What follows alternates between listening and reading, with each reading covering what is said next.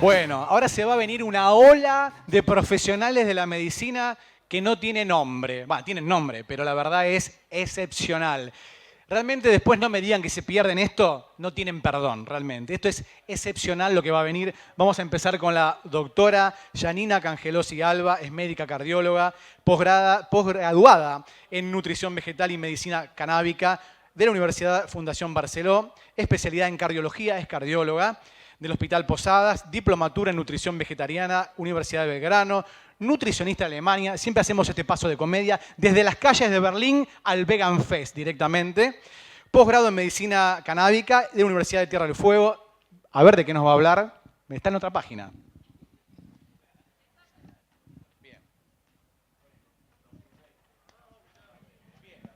Ella nos va a hablar de valores óptimos de colesterol en la población vegana. Fuerte aplauso para Janina, por favor.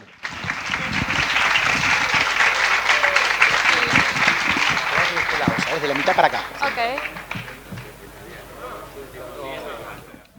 Hola, ¿qué tal? Un gusto estar acá de vuelta. Esta es mi cuarta vez. Voy a desencillar todo. Ahí va. Bueno, se van acomodando y mientras tanto a mí me gustaría saber ¿cuántos de aquí son veganos? Muy bien. ¿Cuántos lacto-ovo vegetarianos? Muy bien. ¿Cuántos comen algún tipo de carne? Siéntese libre de responder. Muy bien. Siempre hay alguno y me pone muy contenta este momento. No están solos, sépanlo.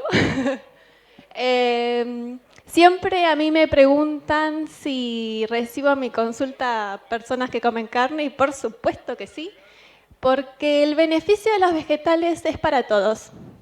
Hoy empiezo la charla con un título que se lo voy a responder al final de la charla, que es ¿cuál es el valor normal de colesterol en población vegana? Pero antes de llegar a ese resultado, es importante entender cómo llegamos a un valor normal. ¿Quién dice que es un valor normal? En la cardiología tenemos un gran estudio, que es el estudio de Framingham, y no es porque sea excelente, sino porque fue uno de los primeros, que se llevó a cabo luego de que el presidente Roosevelt de Estados Unidos murió por una hemorragia cerebral, con una presión de 300/190.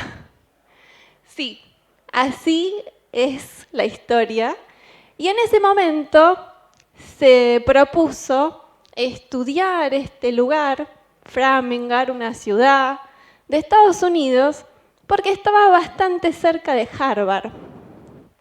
En ese estudio llegamos a la conclusión de que el colesterol tenía una incidencia familiar, allá por 1950. ¿Por qué es esto? Porque se estudió a toda una población homogénea que comían lo mismo. Si nosotros acá, paso a un ejemplo más cercano, imaginemos que todos fumamos y queremos saber por qué hay personas que tienen cáncer de pulmón y otras que no.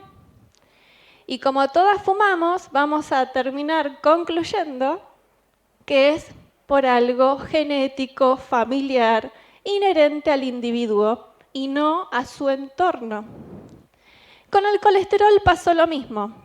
Yo tengo en la consulta muchas personas que me dicen, pero doctora, cada vez más bajo se pide el colesterol. ¿Cómo es posible? Porque si nosotros tenemos un valor normal de una población que ya se moría del corazón, ese valor normalizado se supuso que era normal, el adecuado, pero la historia con el diario de hoy, 70 años después, nos dice lo contrario. Entonces, teniendo esto en cuenta, ¿Cuántos? Me gusta verte acá, Patricia. Tengo una paciente compartida con la nutricionista que se acabó de ir, que es un testimonio fiel del resultado de esta charla.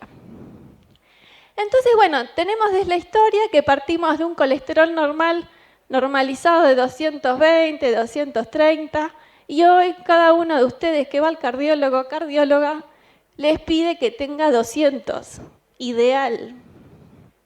Entonces, eso que parece común, normal, si no se compara con otra población, vamos a caer en un sesgo, en un error sistemático. Esa es la historia de la cardiología, de la ciencia y de muchas otras especialidades que por eso vamos evolucionando y cada 5 o 6 años tenemos novedades médicas. Entonces, ¿cuántos de aquí, me gustaría saber, tienen algún diagnóstico de colesterol elevado? Muy bien. Bien. El tema del colesterol es algo interesante porque se empieza a depositar en nuestras arterias en la adolescencia. Cuando llegamos a los 60 años, con suerte, sin ningún infarto, vamos a tener alguna placa de colesterol moderada, severa. Entonces, los cardiólogos, médicos en general, se apuran por querer bajar un colesterol porque hace muchos años está ocasionando una enfermedad. Entonces, yo a los 20 años puedo tolerar un colesterol medianamente normal, pero cuando ya tengo una enfermedad, tengo mayor riesgo de morirme, la ciencia pide un colesterol más bajo. Casi imposible, digo casi, imposible, de llegar con las estrategias habituales. Cuando se pone a prueba la estrategia habitual, que es medicamentos, corre un poquito, baja la carne, típica, ese comentario poco práctico me parece a mí, pero que el paciente se va con una consigna un poco banal, porque nadie cumple eso. Yo en mi historia tengo que esas pautas no se cumplen, y aunque se cumpliesen, no tenemos un resultado óptimo. Es decir, el paciente con tratamiento para su dislipidemia con fármacos termina muriéndose de lo mismo, no muy lejos. Entonces, el tema interesante que tiene la alimentación basada en vegetales es una reversión de la placa de ateroma. Hay estudios que ya lo han comprobado con estudios angiográficos. El doctor Ornish, si quieren, yo sé que tengo algún profesional de la salud por acá, puede anotar, yo voy a publicar en mis redes sociales toda esta cita bibliográfica, no se preocupen. Me encuentran como tu cardióloga vegana. Entonces, la idea de todo esto es que los estudios que se han hecho de intervención han dado muchos mejores resultados que la intervención habitual de fármacos, ejercicio moderado, aclaro, moderado, y cambios de la alimentación. Como no son cambios drásticos, se continúa con los lácteos, se continúa con la carne, la verdad es que el pronóstico no cambia. Se alarga un poquito quizás la expectativa de vida, pero las placas de ateroma siguen creciendo. No hay una mejora en el dolor de pecho y en los infartos. Entonces, este doctor Ornish fue un prócer, digamos, ya en los 80, fines de los 80, principios de los 90, hizo un estudio con un seguimiento de 5 años donde las personas al inicio se hacían una angiografía, se les propuso un cambio intensivo del estilo de vida, dejar de fumar, comer 100% plantas, ejercicios todos los días, manejo del estrés. Eso que parece imposible, que uno lo toma como en el vox populi como qué agresivo ese tratamiento, ¿no? Eso ocasionó una reducción de la placa de ateroma. Este estudio estuvo comparado con un grupo control que tenía el tratamiento estándar, medicamentos. Entonces, este es un claro ejemplo que el cambio del estilo de vida tiene que ser una prioridad en la práctica médica. A las personas que me dijeron que tenían colesterol elevado, ¿algún profesional les propuso un cambio radical de su estilo de vida? Así, tengo una persona que levantó la mano, muy bien. ¿Lo ha conseguido? Sí.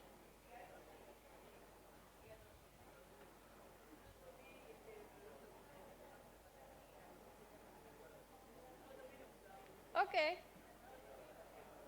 Bien, bueno, tenemos un referente en la sala, yo se los voy a contar, que está en el proceso de cambiar su estilo de vida y tuvo un profesional muy atinado que se lo propuso y felicito a ese profesional. Para cambiar el estilo de vida requerimos 3 pasos. El diagnóstico de la situación y una estrategia, una meta, a dónde vamos a llegar, una sistematización de actos y cambiar la identidad. Y esa es la parte más difícil. Ahora lo ponemos en algo práctico. Un objetivo. Y el objetivo no es ponerme la malla en el verano, no, por favor, se lo niego rotundamente. No quiero que ustedes crean que el objetivo es ponerme el vestido para el casamiento, ponerme la malla para el verano, no. El objetivo es la salud. Si yo entreno es por la salud, si yo como en lo personal es por la salud y yo lo propongo así. Y por supuesto, cuando empezamos en esto, antes o después, nos damos cuenta que comer vegetales es justicia. Comer vegetales deja fuera a los animales y nosotros nos sentimos realmente aliviados en cuerpo y espíritu, ¿sí?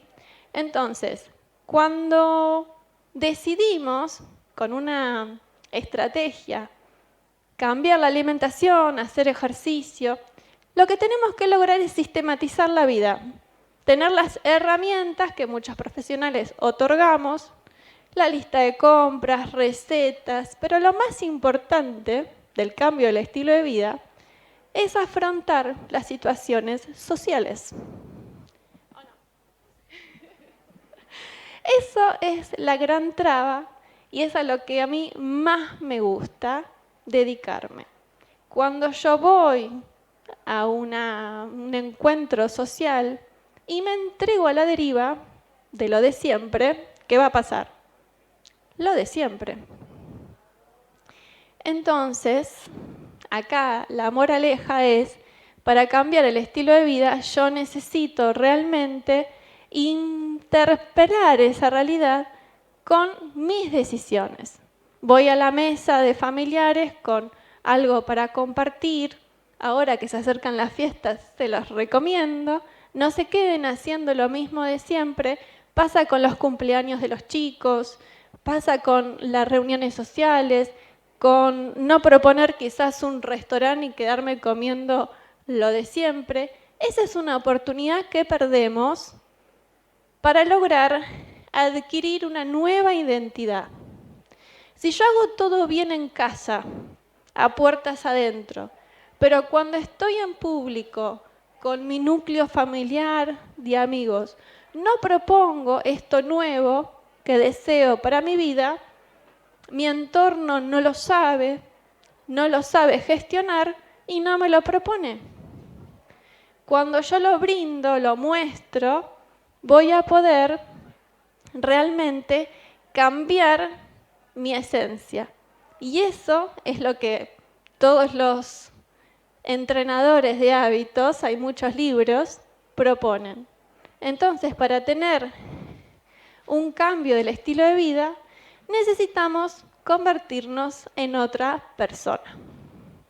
No, esto no es simplemente un dato en el laboratorio, que por supuesto yo ayer hice una consulta en mis redes sociales a ver si lo que yo estaba leyendo se condicionaba con el público que me sigue. Y la verdad es que la media de las respuestas es que el colesterol habitual de una persona que come solo vegetales es el mismo valor que como cardióloga les deseo a todos mis pacientes. Entonces, es un valor difícil de llegar a veces con medicamentos porque las personas, este es un dato interesante, tienen una sobreestimación de lo que los medicamentos pueden lograr por ellas. Cuando esto tiene que ver por la fuerza del profesional que tenemos en la consulta para que el paciente tome su medicamento, que no es sencillo porque toman más de una droga, entonces la adherencia al tratamiento es un tema interesante y lo que sucede en la consulta es que se le pone mucha fuerza al tratamiento, aunque los resultados esperados no sean los mejores. O sea, yo pago una estatina todos los días, todos los meses, 30 a 40 años para tener un beneficio entre un 5 y un 15%. A 5 años me disminuye un 5 o 15% de la posibilidad de un infarto a 5 años. Cuando yo cambio el estilo de vida, cambio la alimentación, voy a hacer deporte, lo que voy a lograr es un 40 a un 60%, 40-60% de disminución del riesgo. Sin fármacos. Entonces, realmente, ¿quién de acá creyó en algún momento que comer vegetales era más caro, más costoso? Bien, es verdad, porque es algo que se dice. Pero cuando ponemos todas estas ecuaciones en la mesa, nos damos cuenta que la acción preventiva que tienen los vegetales es insuperable. Si yo tengo una alimentación con industrializados, lo que voy a tener es un daño per se por el industrializado y un medicamento que no le alcanza. No alcanza. Cuando yo cambio la alimentación a una alimentación integral basada en legumbres, cereales integrales, semillas, frutos secos, frutas y verduras, lo que voy a obtener son nutrientes que me van a dar más vitalidad. Vamos a prevenir enfermedades que hoy son la primera causa de muerte y son la primera causa de muerte las enfermedades cardiovasculares desde 1950. En el 1950 no había un antihipertensivo. Hoy tenemos un montón de antihipertensivos, un montón de medicamentos para el colesterol, estrategias terapéuticas invasivas, angioplastia, y aún así las personas se mueren del corazón. Aparentemente, gracias a los estudios de Epic Oxford, de los adventistas, esos son estudios pioneros que pudieron poner en números científicos los beneficios de una alimentación basada en vegetales. Hoy no es un dato oculto, hoy ya es ciencia, hoy ya todas las sociedades de cardiología tienen la indicación de comer más proteínas de origen vegetal. Ahora bien, si los profesionales no lo hacen, qué difícil, ¿no? ¿Cómo podemos transmitir algo fácil si no lo hacemos? Entonces el paciente se frustra, no sabe qué comprar, no sabe qué cocinar, no sabe cómo manejarse en la semana. Es todo un problema. Ahora, cuando conocen profesionales como nosotros, que estamos acá parados, que lo hacemos hace tantos años, yo soy hace 13 años vegana, se hace todo simple. Tenemos respuesta para todo. Soluciones, lista de compras, dónde comprar, qué cocinar. Se resuelve simple. No sé a quiénes de ustedes le cuesta, quiénes están empezando en este camino, digamos. Son bastante jóvenes, tengo el público bastante variado, me gusta esto. Me gustaría saber a quiénes les resulta difícil en este momento incorporar una alimentación basada en vegetales. Bien. Bien. Bien. ¿Qué es lo que más les cuesta? Una palabra. Cocinar. Bien. Proteína. Muy bien. La cocina, sí. Omegas. Muy buen ese topic. Me voy con los omegas y vuelvo por ahí. Los omega 3, hablando de esta salud cardiovascular, las encontramos sobre todo en las semillas de lino. Ahora bien, las semillas de lino, nosotros no estamos tan acostumbrados a consumir semillas, esto es algo nuevo, novedoso. Entonces, la forma más efectiva es tener un molinillo de café, un moledor de semillas, poner las semillas, molerlas, guardarla en la heladera y consumirla. Consumirla en crudo mejor. Aunque hay un estudio interesante que hizo con la harina de lino, hicieron muffins en 2 grupos control, comparado y todo eso que la ciencia nos da, y dio beneficios para mejorar el colesterol. Ahora bien, yo a mis pacientes les digo crudo, porque es un estudio. Entonces, siempre cuando uno lee, el ideal es crudo. Ahora, si usted tiene el polvo de la harina de lino y lo quiere incorporar, tengo una paciente que empana los vegetales con la harina de lino y harina de sésamo. Detalles, digamos. Después hacemos el laboratorio cada 3 meses y vemos el resultado. A veces nos quedamos con esa cosa de lo perfecto. Y si no tenemos el moledor de semillas, podemos remojar las semillas.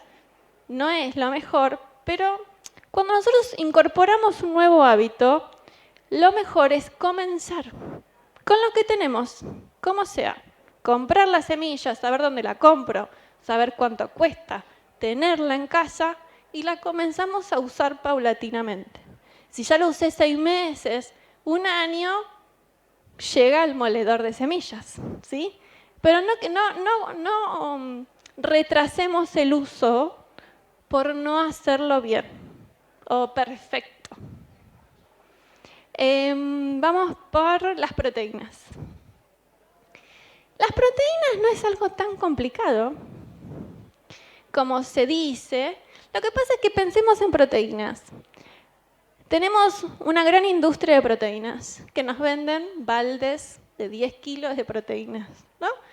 Terminamos el balde, podemos poner el trapo, limpiar la casa, porque ¿qué hacemos con ese balde? Más o menos.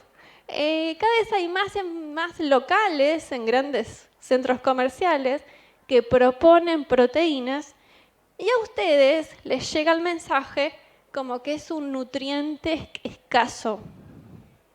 La verdad es que lo que es escaso en la dieta occidental es la fibra. Les puedo asegurar. Las proteínas en el reino, en nuestro mundo vegetal, las obtenemos por una combinación de cereales integrales, de legumbres, frutos secos. Ahora bien, depende de la actividad de cada uno de nosotros, vamos a tener que ajustar un poquito.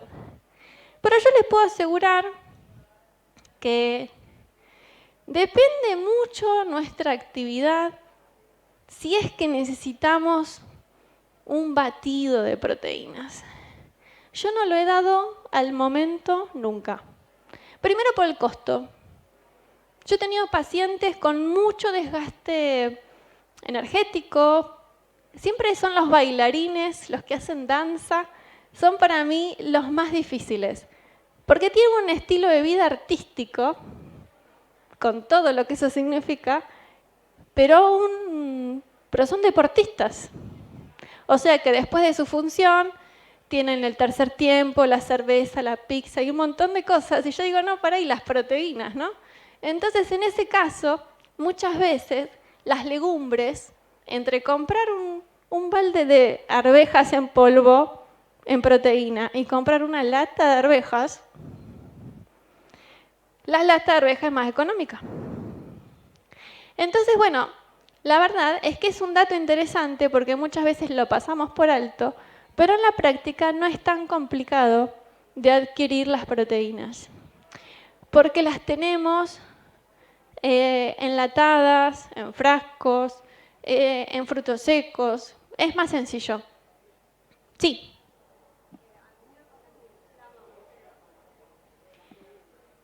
Bien, eso es habitual al principio. Y habrá que ver un estudio de un montón de situaciones. O sea, digamos, nuestro sistema digestivo no es solo lo que comemos. Es también lo que pensamos, cómo comemos, si estamos nerviosos, si tenemos colon irritable. Hay un montón de situaciones que hace. Entonces yo te digo, no te resignes, porque realmente las legumbres son ese nutriente que ha demostrado que aporta más a la longevidad. ¿Sí? Es barato, fue el de siempre. Entonces, quizás el tofu es mejor, quizás el poroto moon tiene menos fibra, puede funcionar mejor que un garbanzo, que un poroto payar.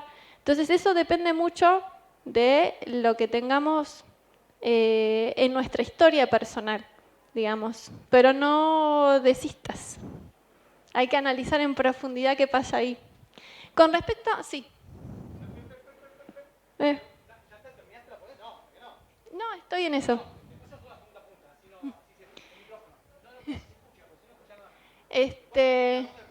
Ok. Con respecto a la cocina, para tener una idea de una cocina que sea full a favor de los lípidos, digamos, lo que yo propongo siempre es una sistematización en la cocina. Eso es muy sencillo. ¿Qué significa esto? Requiero una alimentación basada en vegetales. Para mejorar el colesterol, vamos a tener un colesterol normal deseable, menos de 200. Vamos a tener un colesterol HDL 40 en el promedio. Algunos pacientes los tengo con 60 y en los estudios también. Triglicéridos habitualmente normales y LDL, que este es el dato interesante, 70, 80. Espontáneamente es por una alimentación basada en vegetales. ¿Qué es lo que yo deseo de cualquier persona que tiene un infarto o que tiene grandes riesgos de padecer un infarto? Entonces, lo interesante de todo esto es que no son mis pacientes solos, sino que son los números de un montón de ensayos clínicos. Y eso, adicional, lo que tiene que ver también es la disminución del cáncer. Entonces, tener el valor normal del colesterol en los veganos es lo que yo le deseo a todas las personas del mundo, ¿sí? Lo que pasa es que en esta marea de estudios científicos nos quedamos normalizando la enfermedad. Recién cuando empezamos a hacer estudios multicéntricos, pudimos entender que quizás el estilo de vida occidental es lo que nos produce normalmente un colesterol elevado, ¿sí? Y eso de que es herencia familiar el colesterol, que siempre se dice, o que yo todavía aún hoy lo escucho en la consulta, es muy poca la posibilidad. Hay sí hipercolesterolemias familiares, que es verdad, son muy pocas en comparación con la inmensa mayoría de personas que pueden mejorar su colesterol. Y un dato interesante es que más allá de las estatinas, simvastatina, atorvastatina, que son los medicamentos que habitualmente se recetan para esto, cuando yo cambio la alimentación, voy a modificar la expresión de un gen. Me pongo un poco técnica, pero es el PCK9, que esas son como la nueva familia que vienen de colesterol.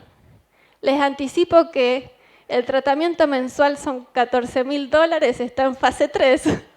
O sea, no lo recomiendo porque yo tengo otras herramientas. Pero lo que digo es que la industria va a copiar esa alteración genética que se vio en una familia africana que tenía su LDL en 30. 30 de LDL natural toda la vida, con fertilidad correcta, porque siempre se dice que ¿cuán bajo el colesterol? Pregunta, ¿pero cuán bajo? Voy a tener hormonas sexuales, voy a tener hormonas, vitamina D, A. ¿Qué pasa? Nosotros, digamos, el colesterol es algo muy importante en nuestro cuerpo, por eso nuestro hígado lo fabrica. Nosotros no necesitamos el colesterol en nuestra dieta porque nuestro hígado lo fabrica.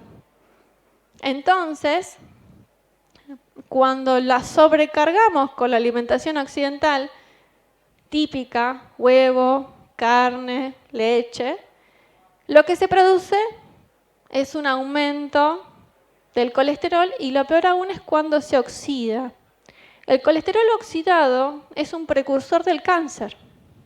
Cáncer de mama, sobre todo cáncer de próstata. Entonces, hoy en día,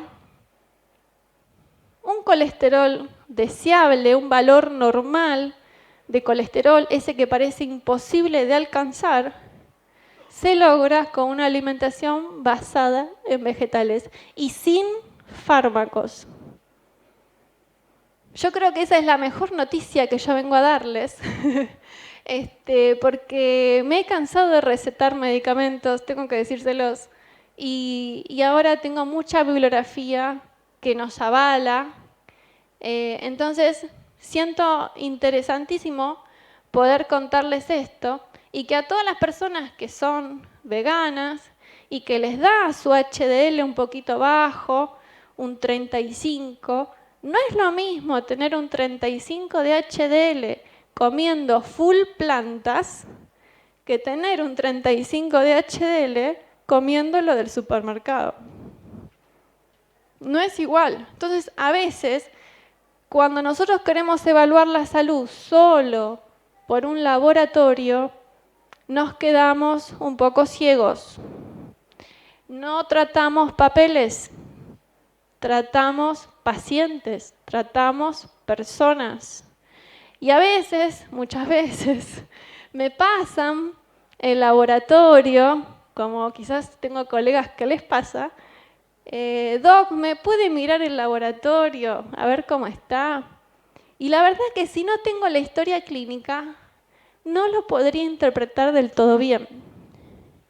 Y si hablamos de otro factor de riesgo coronario importante en la población vegana, es la homocisteína. La homocisteína aumenta cuando tengo vitamina B12 baja. Entonces,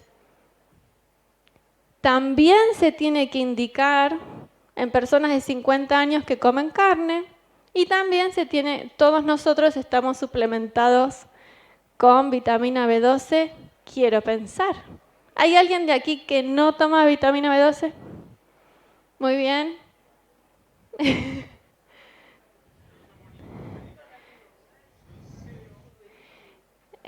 Ahora en un ratito les dejo, porque así les pasan el micrófono y pueden...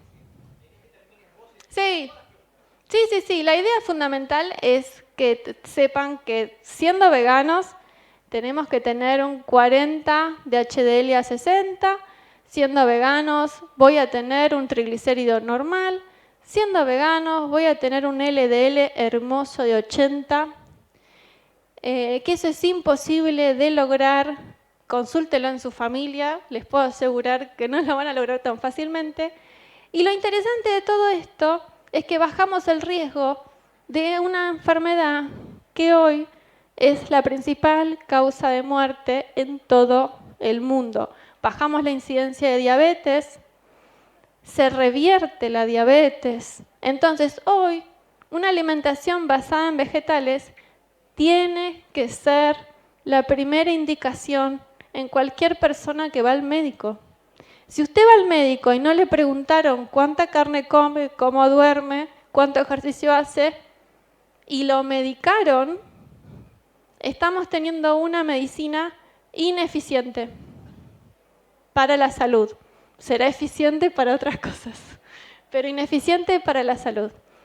Si tienen dudas, comenzamos la ronda.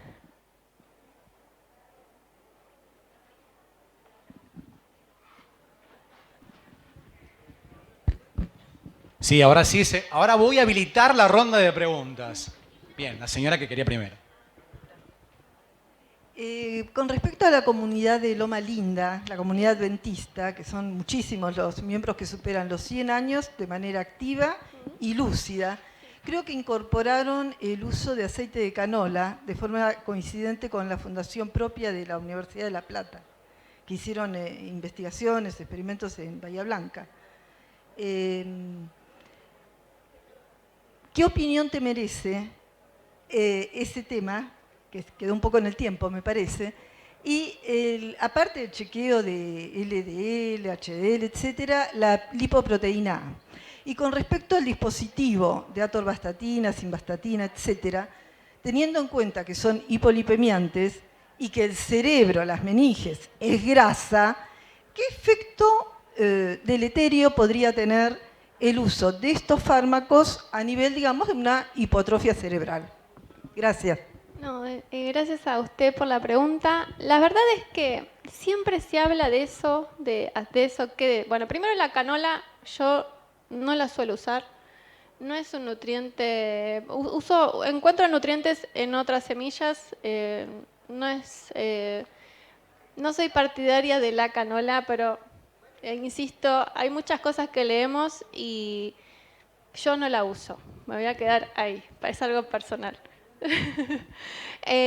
Luego, con respecto al valor de colesterol y la función cerebral, la verdad es que por supuesto estamos teniendo una pandemia de Alzheimer, eso no es una cosa que hoy nos toca vivir.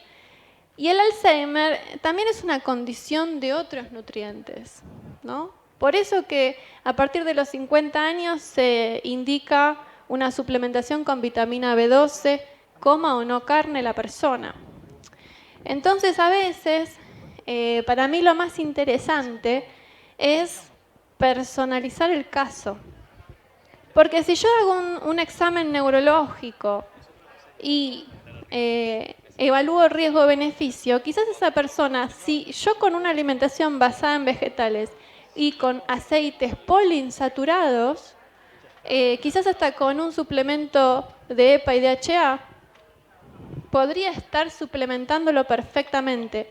Entiendo que no puede tener déficit de grasa, pero no por eso es necesario, no es lo mismo tener un colesterol bajo con estatinas o sin estatinas. Yo creo que esa es una de las principales diferencias, digamos. Es verdad, un paciente añoso ya viene con la estatina. ¿Y quién se la saca? Nadie.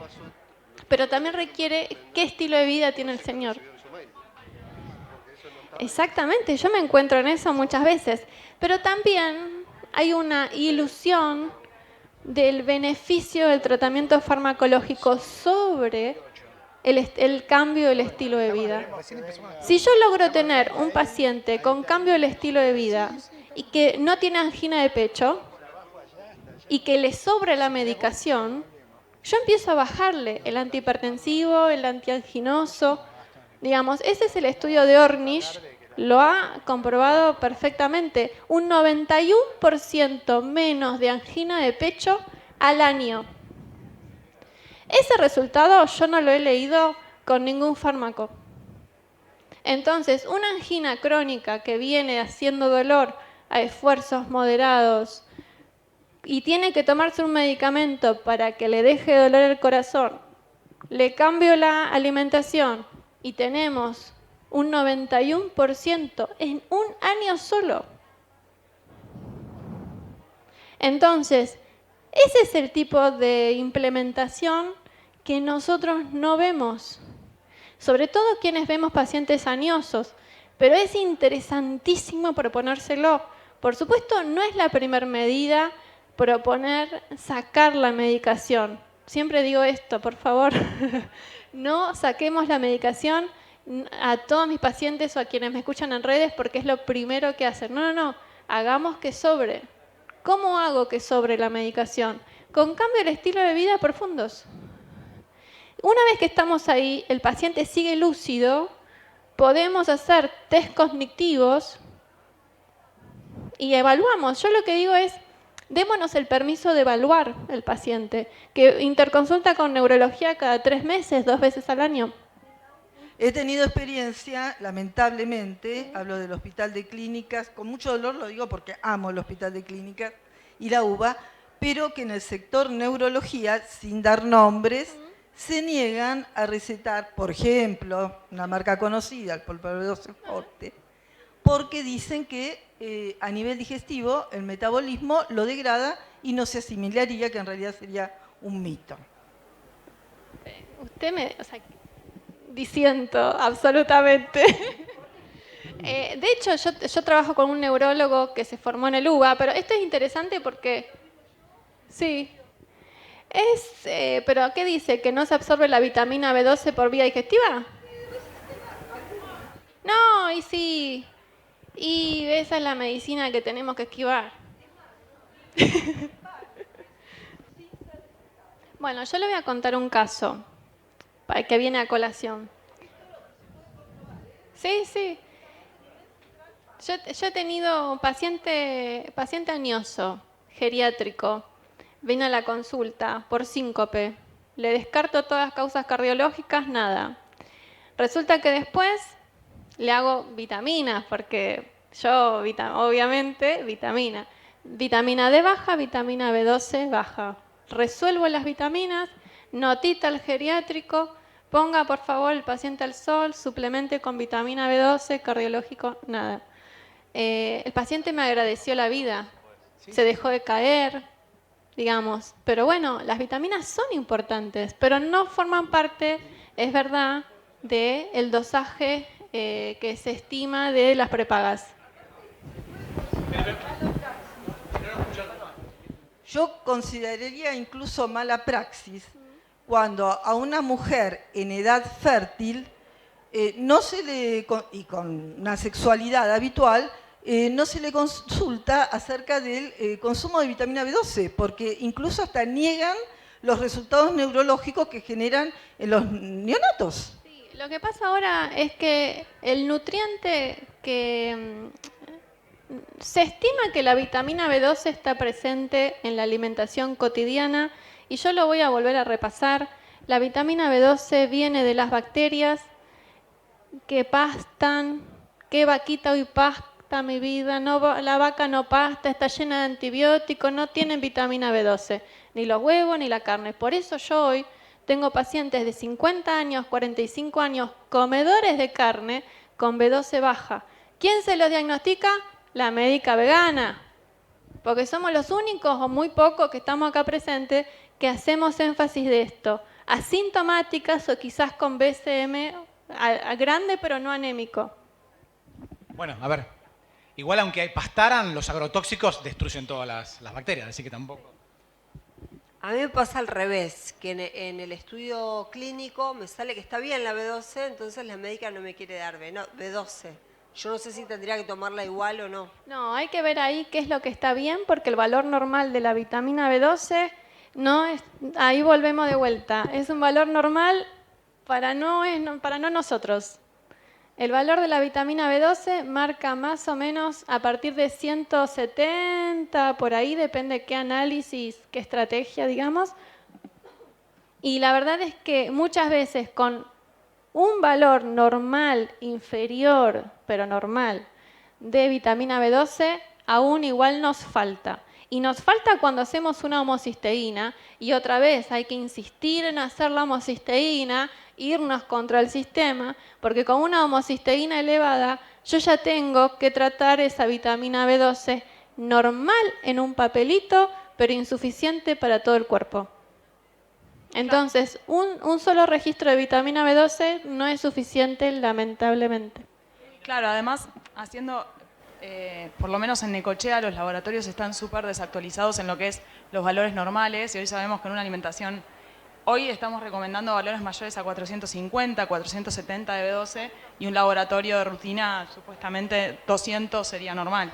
Eso por un lado, y otra observación que quería hacer, qué interesante lo que dijiste respecto al tratamiento de la diabetes. Yo soy nutricionista basada en plantas y me llegan muchísimos pacientes con indicaciones de supuestos especialistas en diabetólogos que les eliminan los hidratos de carbono, y en esos hidratos de carbono entran las legumbres, entran los cereales integrales, la papa, la batata, el choclo, las harinas integrales, y obviamente ¿a dónde se van? Se van a las carnes, a los lácteos, a las proteínas animales. Entonces, no solo es una mala recomendación, sino que es peligrosa. Adhiero 100% con eso. Para mí una forma de trabajar con el colega es hacer un laboratorio cada 3 meses. Comprobás, vos le haces lo que el colega dice, 3 meses, lo charlas con el paciente, el laboratorio, va a aumentar triglicéridos, colesterol, insulinemia, aumenta todo. Ahora decís, ahora vamos con mi forma. 3 meses más, nuevo laboratorio y lo tenés de tu lado. A veces hay que hacer esto para... Hay profesionales que no leen lo que nosotros leemos y hay que aceptarlo, y hay que, con mucha paz y armonía, enseñar, digamos. Pero hay una información que es una realidad, que la diabetes se trata de la consecuencia, que es ver un azúcar alta, una glucemia alta. Esa es la consecuencia. Cuando nosotros reducimos las grasas saturadas, mejora la absorción y el efecto de la insulina. Entonces ahí se sensibiliza, digamos, ese receptor, y por eso los hidratos de carbono complejos, de hecho, son deseables. ¿Alguien más va a preguntar? Bueno, yo te voy a hacer una pregunta, después le paso ahí a la... ¿Cómo pasamos de... Cerisa, tengo como la pregunta recurrente de este año, ¿no? O sea, es una pregunta un poco, si querés, como para cagar a pedos, tomarlo así entre comillas, a los profesionales médicos. O sea, ¿cómo pasamos de tener evidencia científica que mostraba que una dieta vegetariana estricta mejora todos los perfiles metabólicos, disminuye el riesgo de sufrir cáncer, Alzheimer, diabetes, bla, bla, bla, a que aparezcan profesionales en las redes diciendo que ahora el tocino, la grasa, la morcilla, o sea, son alimentos esenciales y la fruta y la verdura no? Primero eso. Y concatenado con esto, ¿qué hacen ustedes como profesionales? O sea, yo como profesional del mundo del derecho, si veo un colega que está cometiendo un delito, lo tengo que denunciar. Ustedes, desde el punto de vista de profesional, que se encuentran con un profesional que tiene estas faltas gravísimas desde el punto de vista ético y en contradicción, franca contradicción con la evidencia científica, ¿qué hacen con esto? Lamentablemente tenemos evidencia para todos los gustos, y eso es el problema que estamos teniendo en nuestra profesión. ¿Qué significa esto? Por ejemplo, Si yo tengo la misma población, volvamos al estudio de Framingham, ahí no dio que el colesterol se relacionaba con la alimentación porque todos comían lo mismo. Entonces hoy uno de esos personajes, colegas personajes, dicen que el colesterol no se modifica con la alimentación. ¿Sí? Y es una verdad que quedó en 1950. O sea, actualicémonos. Entonces, hay mucha evidencia y se elige qué leer. Quienes tenemos una mirada crítica, leemos todo, porque yo les quiero decir que me leí todos los papers que pude de dieta keto. Me los leí a todos. Y les puedo decir que ni los esquimales viven en cetosis, como se dice, porque están adaptados. Los niños, los bebés esquimales lactan por 2 años, entonces su alimentación es con los hidratos de carbono de la leche materna, entonces no entran en cetosis los niños, desarrollan todo su cerebro gracias a la lactancia materna. Y también se dice que nuestra alimentación ancestral era, no sé, comer carne de 24/7, cuando en realidad lo que estaba al alcance de la mano era la recolección. Y ahí tenemos un LDL de 50. O sea que cuando nosotros nacemos tenemos un LDL más o menos de 50 y después la vida, el supermercado, el estilo de vida hizo que aumente hasta 130, lamentablemente, y ahora gracias a la comunidad que come plantas se hacen estudios y volvemos a tener esa misma respuesta. LDL es posible tenerlo en 50 cuando comemos plantas. ¿Qué tal? Buenas tardes. Quería saber si sabes, tal vez vos no, o la nutricionista que está por ahí adelante, ¿por qué la mayoría de las marcas de vitamina B12 no son aptas para embarazo y lactancia? Y si sabes de alguna marca que sí lo sea. Habitualmente con lo que sucede con los fármacos es, primero, evaluar que no sea un multivitamínico. Porque lo que pasa muchas veces es que los multivitamínicos, o sea, embarazadas nadie en ningún laboratorio quiere poner que está desarrollado para embarazadas porque no se hicieron estudios en embarazadas. Pero realmente nosotros igual acá en Argentina damos Centrum. ¿Cuál das? Depende del caso, pero la necesidad del paciente. Exacto, yo también uso, depende la dosis. Acá en Argentina no tenemos un gran prospecto de dosis. Está empezando ahora a haber alguna masticable de uso diario y alguna de uso semanal y alguno de uso para suplementar en forma más profunda, digamos. Pero por lo general un profesional que trabaja con embarazadas encuentra la que darle, digamos, aunque quizás el prospecto hace todos esos deslindes de responsabilidades, porque así, no nos olvidemos que los suplementos no pasan por la ANMAT, no requieren muchas veces un aval. Los suplementos que encontramos en tiendas de comercios naturales y esas cosas, los suplementos son un caso aparte, que por eso hay que siempre, en lo posible, encontrar un suplemento que sea de un renombrado, prestigioso, o escribirle al laboratorio, yo soy esa, la que le manda mail, pero tenemos que asegurarnos que tiene lo que tiene. A veces compramos alguna cosa importada y quizás por Mercado Libre y no sabemos realmente si lo que tiene ese comprimido tiene lo que dice el papel. Pregunta. ¿Alguien más va a preguntar? Sí, bueno, ya te paso. Jugate. ¿Metilcobalamina o equipo cianocobalamina? Cianocobalamina. Porque justifique su respuesta. No, cianocobalamina porque en los resultados de los estudios es lo que ha demostrado al menos que tiene mejor absorción. Igual, de todas maneras, hay suplementos que tienen las 3, digamos. Y eso depende mucho de hacer qué es lo que tengo disponible. Hago un laboratorio, si a mi paciente levantó la vitamina B12, nos quedamos todos contentos con la que el paciente también consiga, porque a veces es la que esté cerca del paciente. Yo no soy tan radical o partidaria de si algo es 100% efectivo o 0 efectivo. Yo creo que si el paciente va bien, yo me aseguro con un laboratorio, sea con metil o con ciano. Personalmente indico ciano, pero yo tengo pacientes en muchos lados y me adapto a su región, la verdad. Hola, ¿qué tal? Quería preguntar por qué es posible que el colesterol, el que se le dice malo, esté bien bajito, pero el que es bueno también esté muy por debajo del valor normal y que sea algo que por ahí me pasa a mí, pero también le pasa a mis hijas, me pasa a mi marido, me pasa a mi hijo, digamos, pasa a toda la familia, que tenemos el colesterol normal, somos mis hijas vegetarianas, yo vegana y mi hijo y mi marido omnívoro. Pero nos pasa a todos, con el colesterol bueno, que no lo quiero confundir cuál es, lo tenemos bajo, bastante bajo de lo normal. El colesterol bueno bajo en población vegana o vegetariana, digamos, es una cosa, y el colesterol HDL bajo en personas que comen carne es otra cosa. Entonces, ahí tendríamos como que evaluar en profundidad qué sucede, digamos. Y otra vez insisto que el colesterol que más riesgo me va a dar es el colesterol LDL. En realidad no es ninguno ni bueno ni malo, quiero decir esto.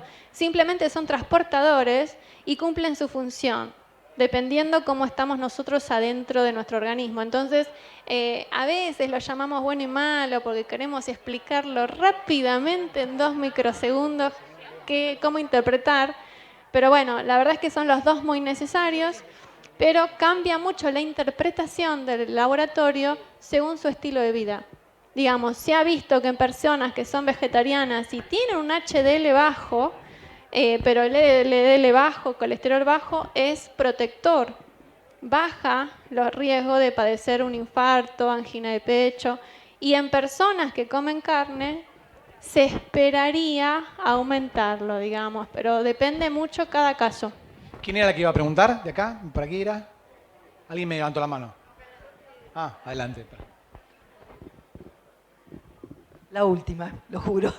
¿Qué opinión te merecía o no quedó claro lo de la lipoproteína? Sí, yo cuando tenemos historia familiar de evento agudo, menos de 40 años, yo a todos le pido, es un marcador mucho más específico de pronóstico o de marcador de riesgo, ApoA, ApoB y lipoproteína. Sí, totalmente, yo las uso. Lo que pasa es que a veces, si estamos en esta situación de justificar nuestras solicitudes y prescripciones médicas, muchas veces no lo podemos hacer de primera vez y tenemos que justificar quizás con un antecedente familiar de muerte súbita a temprana edad. En ese caso sí, y tengo una linda noticia para darle al respecto, que a veces la ApoA, ApoB está elevada y parece que es algo genético y no se puede modificar, y yo he tenido el placer de indicar una alimentación basada en vegetales integrales y modificar esa ApoA, ApoB. Es un paciente joven de una madre que tuvo un infarto español a los 50 años. El paciente vegano, cerca de los 30, y hemos mejorado todo el perfil lipídico. O sea que algo que se parece que es genético, también se modifica con la alimentación, porque realmente la alimentación tiene un impacto sobre los genes. Los genes no es algo que están ahí estáticos, sino que se modulan, y los modulamos con nuestro estilo de vida. Yo les quiero indicar, por supuesto, gracias por estar acá. Este es un año más de este Vegan Fest que nos reúne. Gracias a mis comedores de carne que están acá. Realmente no se sientan solos. Es un camino, y cualquier duda que tengan pueden escribirme por las redes sociales, Tu Cardióloga Vegana, que estaré encantada de acompañarles. Gracias. Bueno, un fuerte aplauso.